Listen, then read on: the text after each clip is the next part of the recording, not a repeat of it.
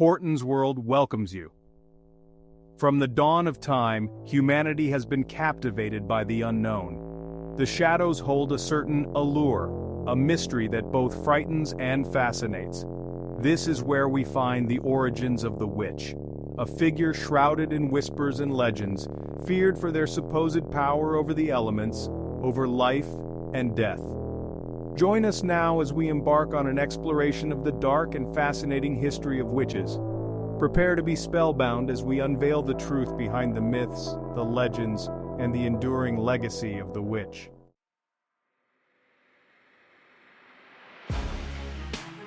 Our journey begins in the cradle of civilization, where the earliest whispers of magic first echoed through the ages.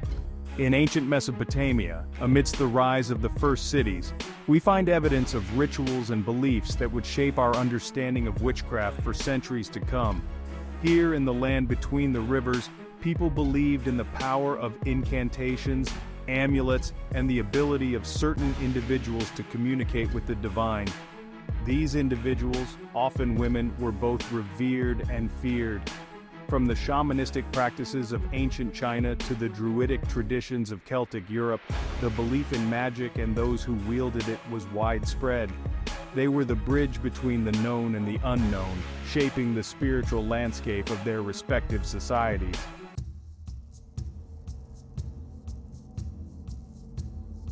Our exploration of witchcraft takes us back to the cradle of civilization, ancient Mesopotamia, a land nestled between the Tigris and Euphrates rivers.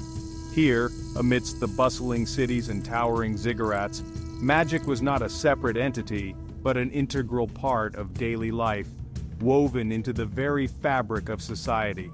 The people of Mesopotamia believed in a world teeming with spirits, both benevolent and malevolent, and magic was seen as a way to appease, control, and even harness these supernatural forces. The earliest written evidence of witchcraft can be traced back to ancient Mesopotamian texts, dating back to 2000 BCE.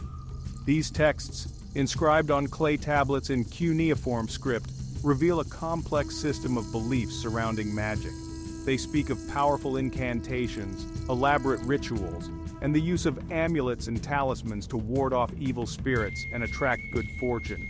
These practitioners of magic held a unique and often precarious position in Mesopotamian society, both respected for their powers and feared for the potential consequences of their magic.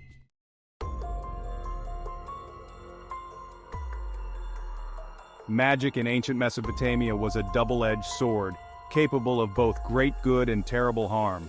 It could heal the sick, bring good fortune, and protect against evil, but it could also be used to curse enemies, inflict illness, and manipulate the forces of nature. One of the most prominent examples of this duality can be found in the epic tale of Gilgamesh, where the hero's journey is aided and hindered by powerful magical forces. The practice of magic in Mesopotamia was not limited to a select few. While priests and priestesses held specialized knowledge and performed elaborate rituals, ordinary people also engaged in magical practices in their daily lives. Mesopotamian law codes contained specific punishments for those found guilty of practicing harmful magic, such as using spells to cause illness or misfortune.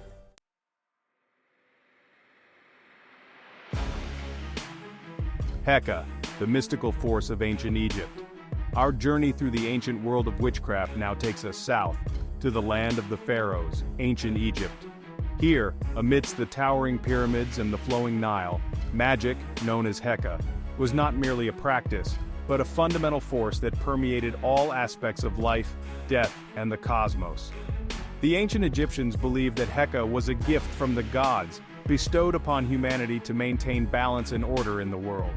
Central to the practice of heca were the priests and priestesses, who dedicated their lives to mastering its intricacies.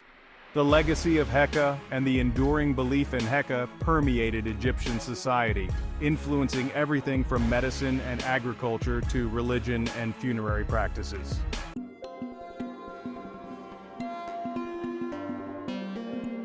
Egyptian magic, a tapestry of rituals and beliefs. Egyptian magic, unlike the Mesopotamian concept of a double-edged sword, was seen as inherently neutral, a tool that could be used for good or evil depending on the intent of the practitioner. This belief stemmed from the Egyptian concept of Ma'at, the cosmic principle of order, truth, and justice. Priests and priestesses specialized in different areas of magic, from healing and protection to divination and necromancy. Amulets in particular played a central role in Egyptian magic. The Egyptians also believed in the power of words. Incantations, spoken or written, were considered to hold immense power, capable of influencing the physical and spiritual realms.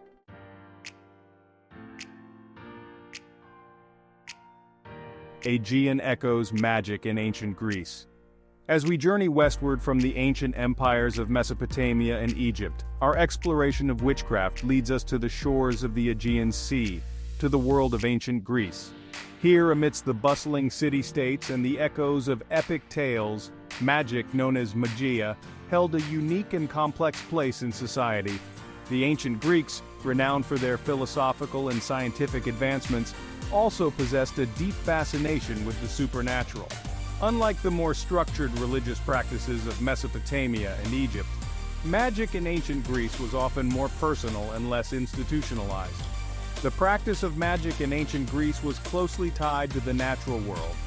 Herbs, plants, stones, and other elements of nature were believed to possess inherent magical properties and were incorporated into rituals, spells, and amulets.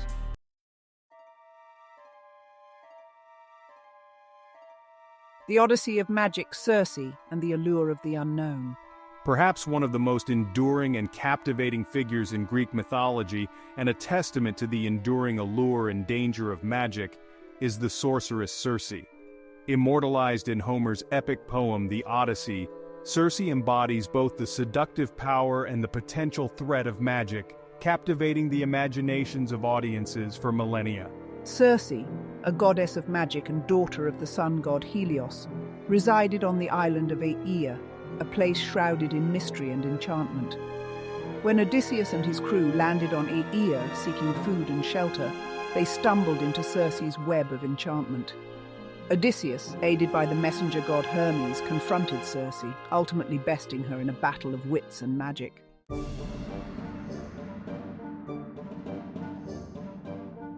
Roman whispers magic and morality in the Roman world.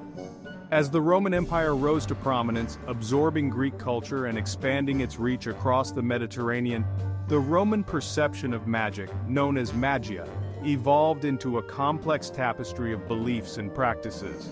While the Romans inherited much of their magical traditions from the Greeks, their pragmatic and often skeptical worldview led to a more nuanced and at times ambivalent attitude towards magic.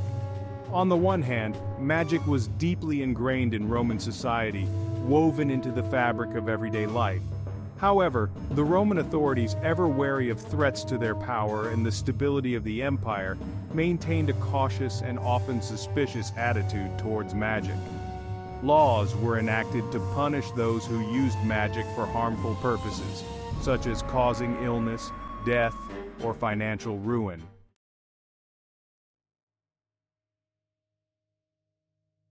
Canidia's curse, the duality of magic in Roman belief. Just as Circe embodied the duality of magic in Greek mythology, the Roman world had its own iconic figure who exemplified the allure and danger of magic, Canidia. Immortalized in the poetry of Horace, Canidia was a sorceress who became synonymous with dark magic. Her name whispered in fear and fascination throughout the Roman world. Horace, in his satires and odes, paints a vivid and often unsettling portrait of Canidia. She is described as a powerful and vengeful sorceress, skilled in the arts of necromancy, love spells, and curses. Whether Canidia was a real person or a literary invention, her legend reveals much about the Roman perception of magic. She embodies the dark side of magic, the fear that it could be used for nefarious purposes, to harm, control, and even kill. As the Roman Empire crumbled and the medieval period dawned, Europe underwent a profound transformation. Christianity spread, reshaping the landscape of magic and witchcraft. The Church sought to consolidate its authority, suppressing practices deemed heretical. Pagan beliefs and folk magic intertwined with the growing influence of the Church. Saints performed miracles, and relics were believed to possess healing powers. Magic outside the church was increasingly viewed as heresy, a pact with the devil. The late 15th century marked a turning point in witchcraft history with the Malleus Maleficarum in 1486. Written by Heinrich Kramer and Jacob Sprenger, it became the most influential text in witch hunting. The book was a guide to identifying, interrogating, and executing accused witches. It portrayed witches as devil's servants, aiming to undermine Christianity. The Malleus Maleficarum spread rapidly through Europe thanks to the printing press. It legitimized witchcraft persecution, shaping trials and executions. The Renaissance, often celebrated for its intellectual and artistic flourishing, also witnessed the European witch hunts. Fueled by religious turmoil and social anxieties, the witch hunts peaked in the 16th and 17th centuries. The Reformation created a climate of religious paranoia and intolerance. Catholics and Protestants accused each other of witchcraft to discredit rivals. Economic hardship and disease outbreaks fueled the witch hunt hysteria. Women, especially widows and midwives, bore the brunt of the witch hunts. Accused of consorting with the devil, these women faced torture and execution.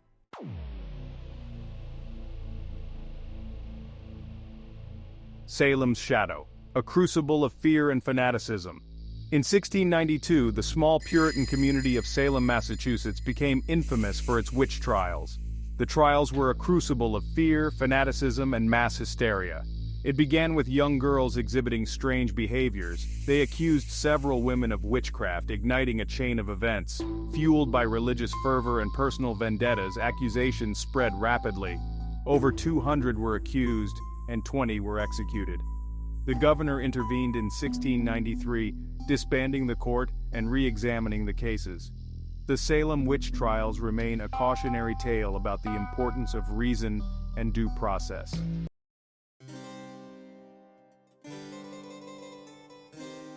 The legacy of the witch trials.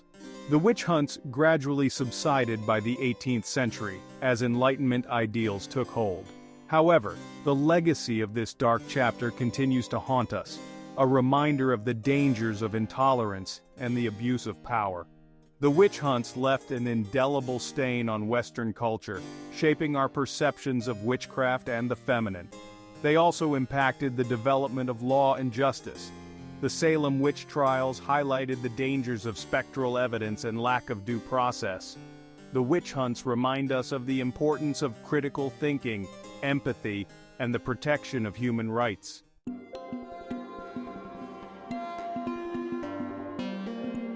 The resurgence of magic. As the Enlightenment faded, a curious shift began. Skepticism gave way to renewed fascination with the occult and mystical realms. This interest, fueled by dissatisfaction with science, led to the spiritualist movement and secret societies. The Victorian era's fascination with the unseen world revived magical practices. Seances became popular, seeking communication with the deceased. This was a reaction against the limitations of the scientific worldview. The Industrial Revolution created a sense of spiritual alienation. The Romantic movement embraced themes of magic, folklore, and the supernatural.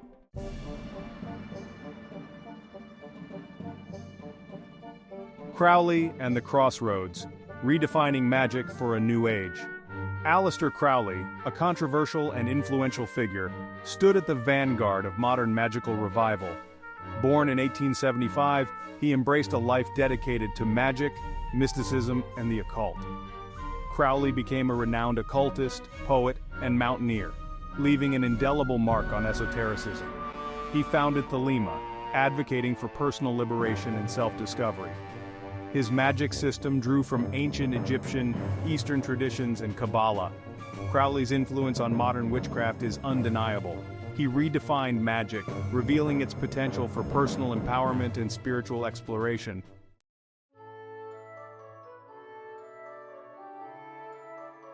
The rise of Wicca, nature, goddess, and magical rebirth.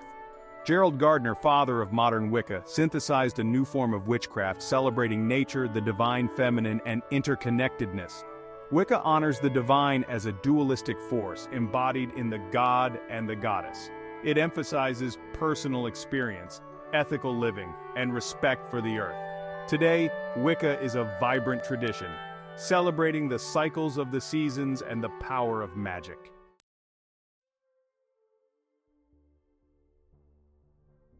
Reclaiming the narrative, the evolving image of the witch. The witch, once a figure shrouded in fear and superstition, has undergone a remarkable transformation in contemporary culture. No longer relegated to the shadows of history or the pages of fairy tales, the witch has emerged as a symbol of female empowerment, independence, and a deep connection to the natural world. The witch, once demonized as a threat to patriarchal authority, is now celebrated by many as an embodiment of female strength, wisdom, and resilience. This shift in perception is reflected in the growing popularity of witchcraft as a spiritual path, particularly among women. From the shadows to the screen witches in popular culture, witches have permeated our books, movies, television shows, and music. From menacing villains to sympathetic characters, witches reflect our fascination with magic and the unknown.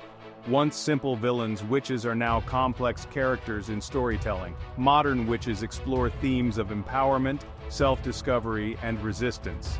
They are heroes, villains, and anti-heroes, reflecting human nature's complexity. The Harry Potter series shows witches and wizards shaped by choices and experiences. Shows like Charmed and Buffy portray witches as strong, independent women. The enduring allure of the unknown. From ancient sorcerers to modern Wiccans, the witch has left an indelible mark on our consciousness. Their story is a testament to humanity's fascination with the unknown and the power of belief. The witch embodies our deepest fears and wildest dreams. They remind us of the duality of human nature, capable of great good and terrible evil. Their journey reflects our struggles with power, belief, and the search for meaning. The witch's legacy, a tapestry of fear and fascination, woven from threads of fear, fascination, persecution, and empowerment. Demonized, hunted, and burned for challenging the status quo, yet revered as healers and keepers of ancient knowledge.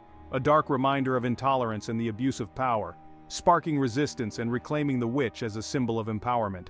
Today, the witch reflects our evolving understanding of gender and spirituality, captivating our imaginations and challenging perceptions. As we move into the 21st century, we shape their legacy. Will we embrace the witch as a symbol of empowerment and wisdom? Thank you for watching. If you enjoyed this journey through the history of witches, don't forget to like, share, and subscribe for more fascinating content. Stay curious, and may the magic be with you.